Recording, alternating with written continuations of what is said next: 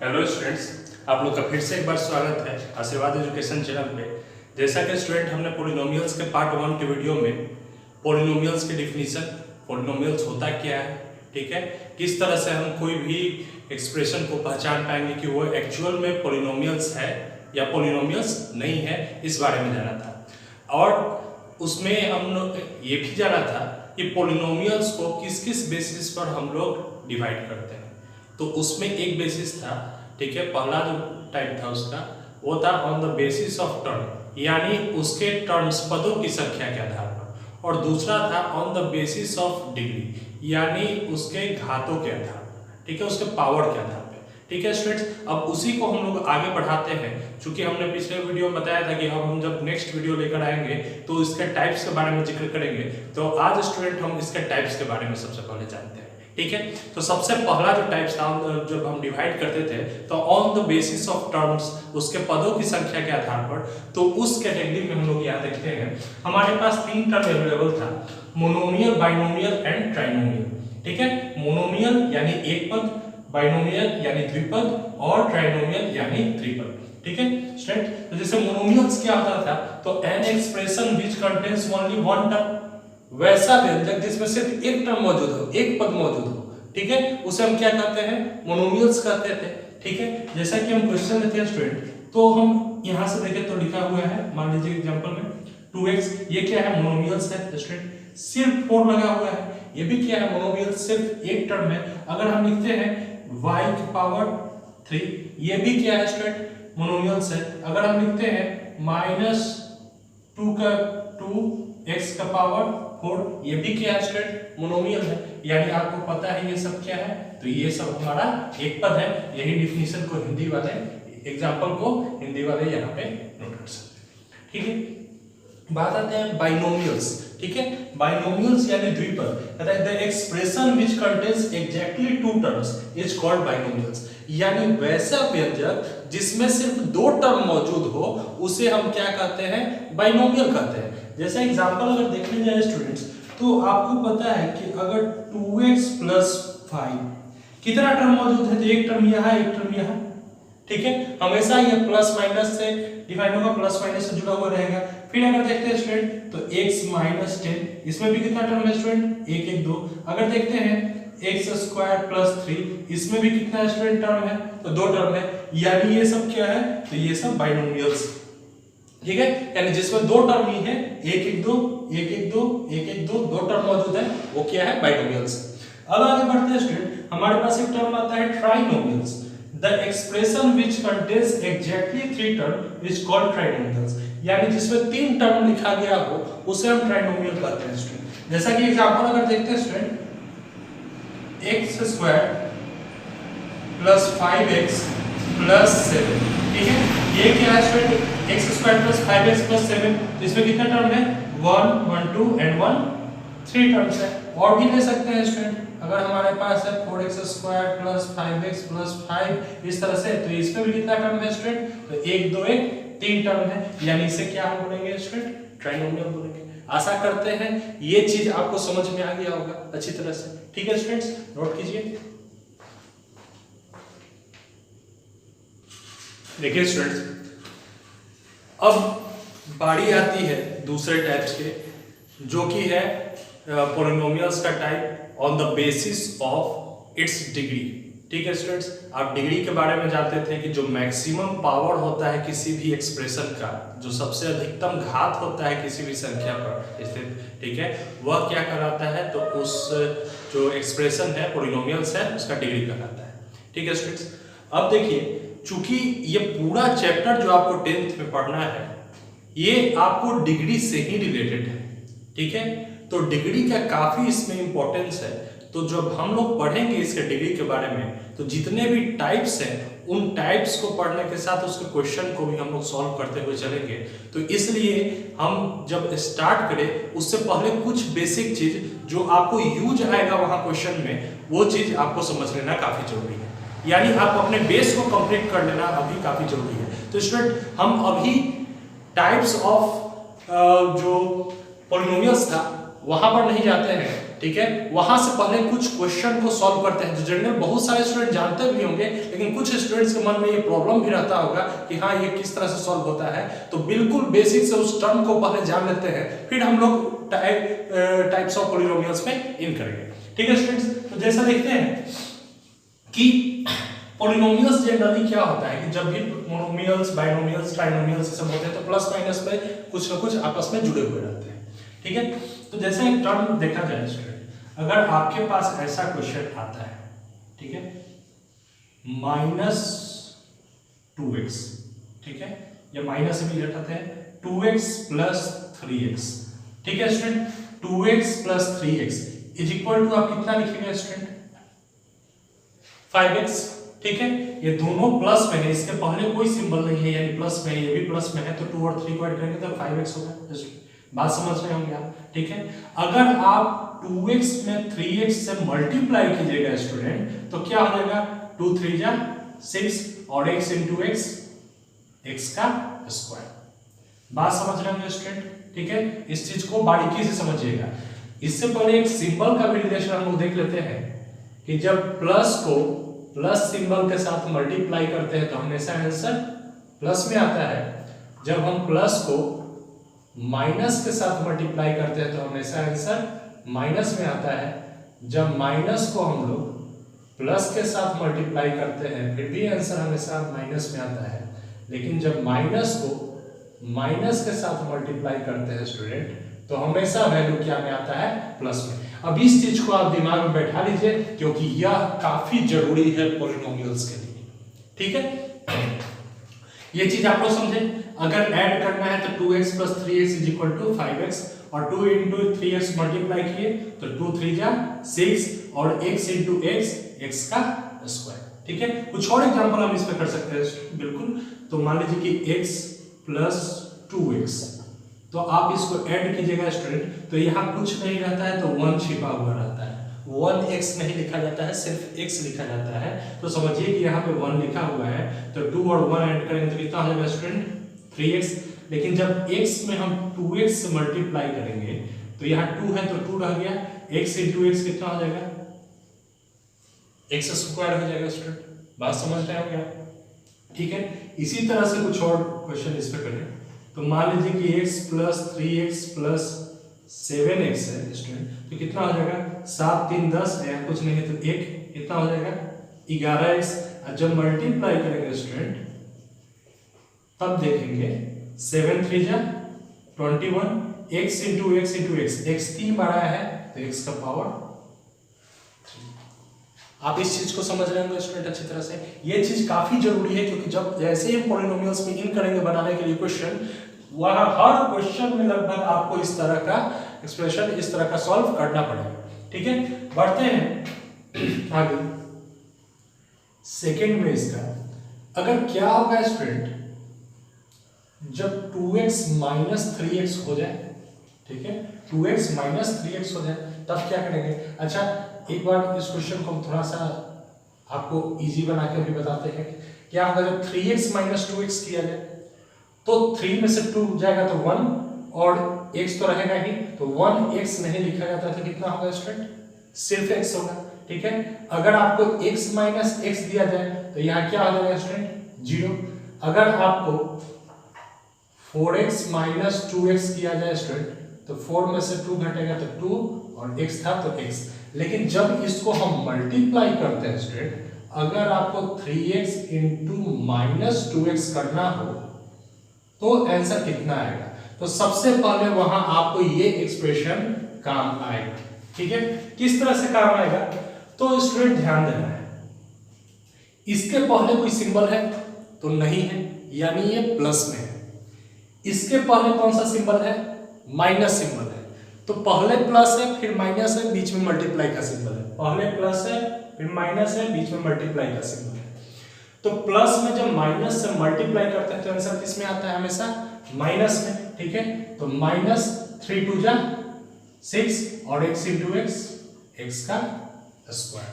यहां पे स्टूडेंट देखते हैं जब हम x में -x से मल्टीप्लाई करते हैं स्टूडेंट तो इसके पहले कोई सिंबल है नहीं है, तो ये प्लस में है स्टूडेंट्स, और ये क्या में है, माइनस में। तो प्लस इंटू माइनस क्या होता है स्टूडेंट, माइनस होता है, यानी माइनस का सिंबल देंगे और x इंटू एक्स कितना हो जाएगा स्टूडेंट, एक्स स्क्वायर हो जाएगा। इस क्वेश्चन में आते हैं, ठीक है, तो 4x into minus 2x, again पहले सिंबल रखेंगे, पहले कोई सिंबल नहीं है तो प्लस, यहाँ माइनस, तो प्लस इंटू माइनस, माइनस 4 2 जा 8 और x into x, x square. आप बात समझ रहे होंगे स्टूडेंट, ठीक है। ये बेसिक चीजें काफी जरूरी है, बहुत सारे स्टूडेंट को पता भी होगा, वो कहेंगे अरे क्या ये बता रहे हैं, सब तो हमें पता है, तो बिल्कुल आपको पता होगा स्टूडेंट, ठीक है। लेकिन बहुत सारे स्टूडेंट हैं जिनका कंफ्यूजन होता है, उनको क्वेश्चन के दौरान कंफ्यूजन ना हो, इसलिए ये चीज समझना उनके लिए काफी जरूरी है, ठीक है। तो थोड़ा सा पेशेंस रखिएगा। थर्ड में आते हैं स्टूडेंट, अगर यही चीज रहता हमारे पास 2x माइनस 3x, ठीक है, 2x माइनस 3x, तब क्या हम कर सकते थे स्टूडेंट इसको, तो 2 में से 3 छोटा में से बड़ा घट रहा है स्टूडेंट, तो आंसर जब भी देखिएगा ये प्लस वाला का वैल्यू, इसके पहले कोई सिंबल नहीं, तो ये प्लस में है और ये माइनस में है, दोनों में बड़ा कौन है, माइनस वाला, ठीक है, तो माइनस का सिंबल देंगे और तब आपको कुछ नहीं, डिफरेंस से निकालना है, घटाव नहीं करना है।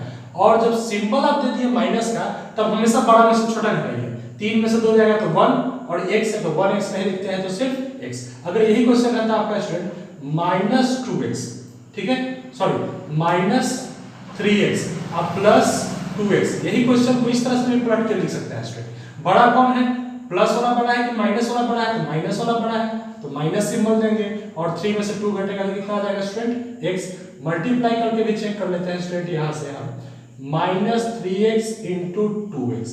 अब ध्यान दीजिए स्टूडेंट, यहाँ माइनस, इसके पहले कोई सिंबल नहीं है तो प्लस है, तो माइनस इंटू प्लस क्या होगा, माइनस में, यानी माइनस 3 2 जा 6 x into x, x square हो जाएगा स्टूडेंट। एक और एग्जांपल इस पे लेते हैं स्टूडेंट, अगर आपके पास आ जाए minus 5x plus 2x, answer कितना आएगा, बड़ा कौन है, प्लस वाला बड़ा है या माइनस वाला बड़ा है। सिंबल को देखिएगा हमेशा अंक के पहले वाले से, इस अंक के पहले प्लस है, इस अंक के पहले माइनस है, अंक कौन सा बड़ा है, तो 5 बड़ा है, इसके पहले माइनस है तो आंसर माइनस में, और 5 में से 2 घटा दीजिए स्टूडेंट 3x। लेकिन जब मल्टीप्लाई करेंगे तो प्लस माइनस, यहाँ माइनस, यहाँ कोई सिंबल नहीं यानी प्लस, तो प्लस माइनस माइनस 5 हो जाए, देखिए आपको बात समझ में आ रही है स्टूडेंट। इस चीज को जरूर से ध्यान में रखिएगा, क्योंकि एग्जाम के लिए, हमारे क्वेश्चन को सॉल्व करने के लिए, ये जो भी एक्सरसाइज है बनाने के लिए,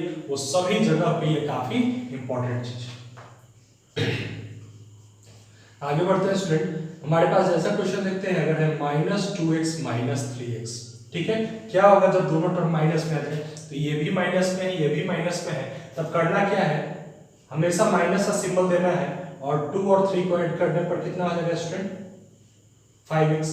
अगर आपको मल्टीप्लाई करना होगा minus 2x into minus 3x, तो आप देखेंगे स्टूडेंट माइनस माइनस क्या होता है, माइनस इंटू माइनस प्लस होता है, तो कोई सिंबल देने की जरूरत नहीं है, 3 2 जा 6 और x into x, x square. एक और एग्जांपल लेते हैं स्टूडेंट, अगर हमारे पास क्वेश्चन है माइनस x और प्लस 4x, तो देखेंगे स्टूडेंट बड़ा कौन है, तो प्लस वाला बड़ा है, तो आंसर प्लस में ही रहेगा, 4x में से x घटेगा तो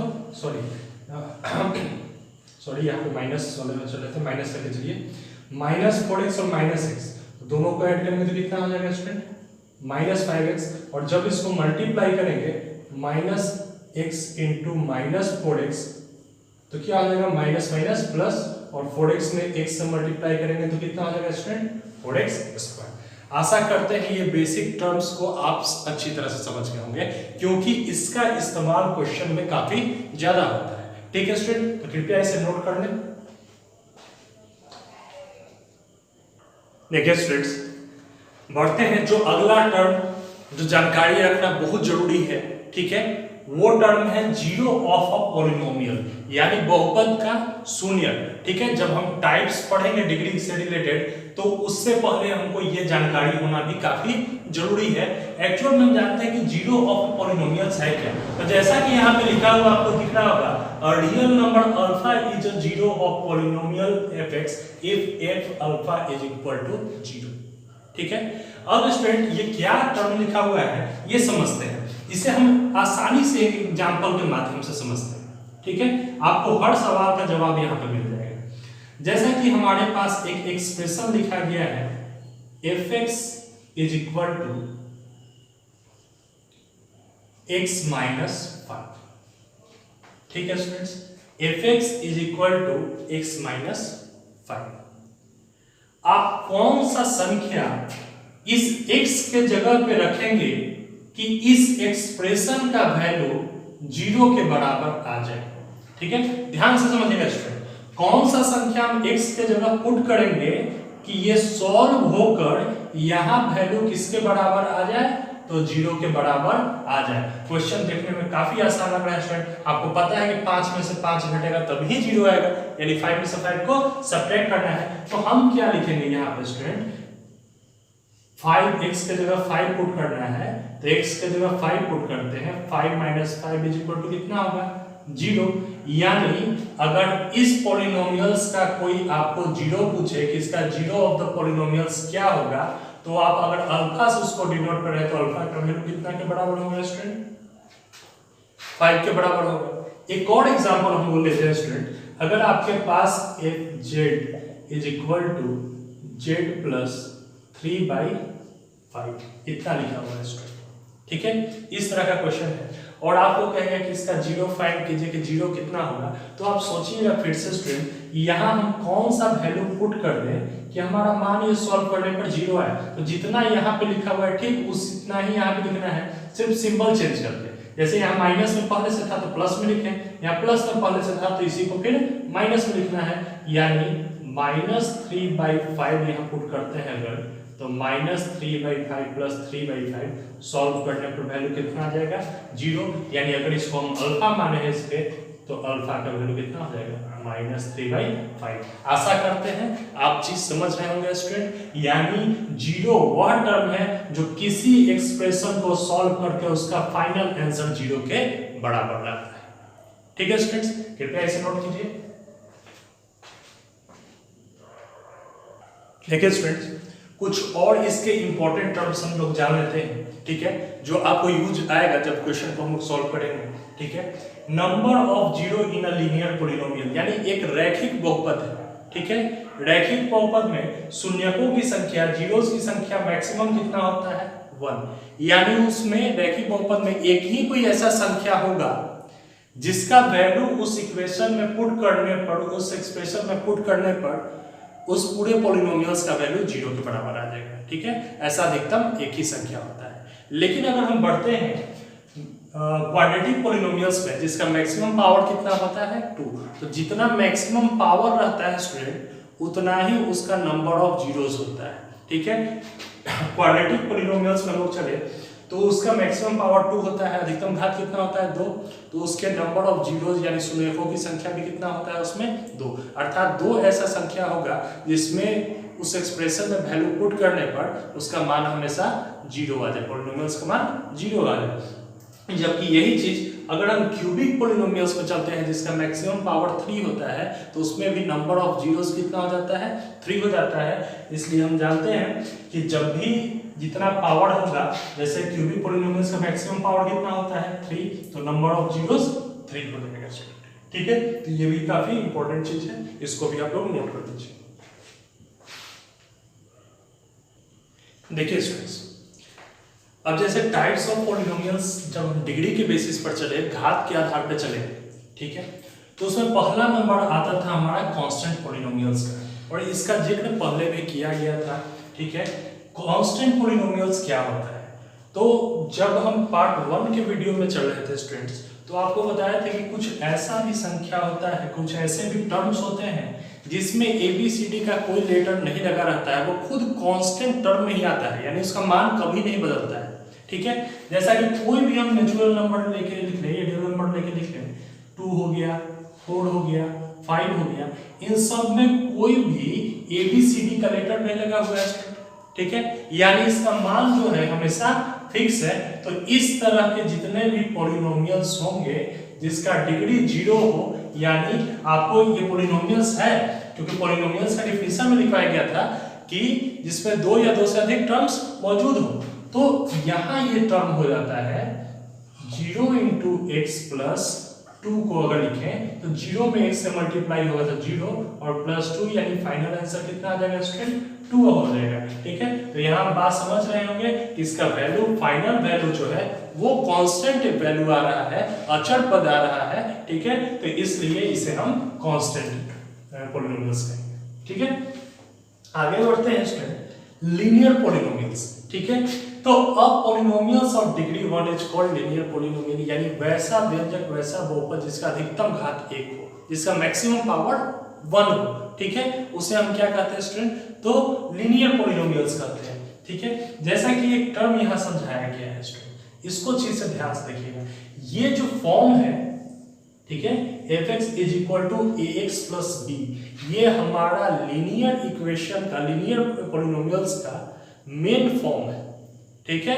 ये सबसे मेन फॉर्म है, यानी लीनियर पॉलिनोमियल्स हमेशा इस रूप में ही पाया जाता है और यहाँ a का वैल्यू 0 के बराबर नहीं होता है। याद रखिएगा, ऐसे स्टूडेंट जो बिहार बोर्ड में है, चूंकि आपका वेटेज ऑब्जेक्टिव क्वेश्चन का काफी ज्यादा है, तो आपको यहाँ से भी क्वेश्चन पूछा जा सकता है कि अगर ये एक रैखिक बहुपद है तो वहाँ ax + b है, तो a का मान क्या हो सकता है, और इस तरह के 3-4 option, a = 0, a is greater than 0, a is smaller than 0, is not equal to 0, कुछ दे सकता है, ठीक है। आपको एक ऑप्शन चूज करना रहेगा, तो ये चीज काफी इंपॉर्टेंट है, ध्यान रखिएगा।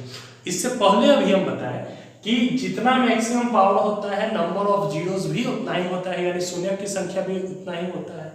यानी अगर ये लीनियर पॉलिनोमियल्स है तो इसका डिग्री कितना है, 1, तो इसका नंबर ऑफ जीरो भी कितना होगा, 1 0, और उसको डिनोट किससे किया जाता है, अल्फा से, ठीक है। तो अल्फा = अल्फा का वैल्यू आएगा कैसे, तो -b/a। अब इस टर्म को हम समझ लेते हैं स्टूडेंट कि ये टर्म एक्चुअल है क्या। तो आप देखिए स्टूडेंट, आपके पास एक इस तरह से क्वेश्चन दिया कि fx = x - 2/5, या इसको इस तरह से नहीं लिखी, इस तरह से लिख लेते ज्यादा आसान रहेगा, 2x + 5, ठीक है। बात समझ रहे हैं स्टूडेंट, हमको कितना लाना है, हमको लाना है fx = 0 लाना है। तो fx का वैल्यू कितना था स्टूडेंट, 2x + 5 = 0, तो 2x = +5 इधर आके -5, तो x = -5/2 हमारा फाइनल आंसर आ गया स्टूडेंट। अब हम देखें कि इसमें क्या रिलेशन आया। तो पहले क्या किया था, -b तब a। तो ध्यान दीजिए, x के साथ जो लगा रहता है वो a का वैल्यू होता है, और जो कांस्टेंट होता है वो b का वैल्यू होता है। तो हम यहाँ से भी पहचान सकते हैं स्टूडेंट कि अल्फा का वैल्यू क्या होगा, तो कांस्टेंट वैल्यू माइनस में कर दिया ऊपर 5, अब बटा में जो x के साथ लगा हुआ है वैल्यू उसको उतार दिया। तो देख रहे हैं दोनों का आंसर क्या है, सेम टू सेम आ रहा है। इसलिए हमको ये पता चलता है कि जो भी मेन फॉर्म में होगा लीनियर पॉलिनोमियल्स, उसका फाइनल जो आंसर होगा 0 होगा, वो -b/a के टर्म में होगा, ठीक है स्टूडेंट, नोट कीजिए। देखिए स्टूडेंट, आशा करते हैं जितना चीज आज आपको समझाया गया होगा आप उन सभी चीजों को अच्छी तरह से समझ चुके होंगे, ठीक है। अब जो नेक्स्ट वीडियो आएगा स्टूडेंट्स, उसमें हम लोग अगले टाइप्स के बारे में यानी क्वाड्रेटिक पॉलिनोमियल्स के बारे में पढ़ेंगे, और ये काफी इंपॉर्टेंट होने वाला है स्टूडेंट, ठीक है, क्योंकि आपके एनसीईआरटी बुक के 95% क्वेश्चन क्वाड्रेटिक पॉलिनोमियल से ही संबंधित है, ठीक है। तो आशा करते हैं कि आज जितना भी वीडियो में आपको बताया गया है आप सभी को कंप्लीट करके रखेंगे, और जैसे ही नेक्स्ट वीडियो आएगा तो हमारा सबसे इंपॉर्टेंट क्लास स्टार्ट होगा स्टूडेंट, जिसमें हम लोग क्वाड्रेटिक पॉलिनोमियल्स के सारे बेसिक जानकारी के साथ साथ उसे किस तरह से सॉल्व किया जाता है, ठीक है, किस तरह का क्वेश्चन एग्जाम में पूछा जाता है, और आपके एनसीईआरटी और अदर बुक से संबंधित क्वेश्चन को भी हम लोग सॉल्व करेंगे। इसके अलावा पिछले एग्जाम्स में जितने क्वेश्चन पूछे गए हैं उस चैप्टर से, उन सभी को सॉल्व करेंगे, ठीक है स्टूडेंट। तो आशा करते हैं आप जितने भी चीजें बताया गया है उसको अच्छी तरह से रिवीजन करके रखेंगे। ठीक है स्टूडेंट, और एक चीज आपसे और शेयर हम करना चाहेंगे कि आप ज्यादा से ज्यादा दोस्तों तक इस वीडियो को शेयर कीजिए ताकि वो भी पढ़ाई को जारी रख सकते हैं। ठीक है, और जो नए हैं चैनल पे वो सब्सक्राइब जरूर कीजिए और लाइक करना नहीं भूलिएगा। ठीक है स्टूडेंट, धन्यवाद।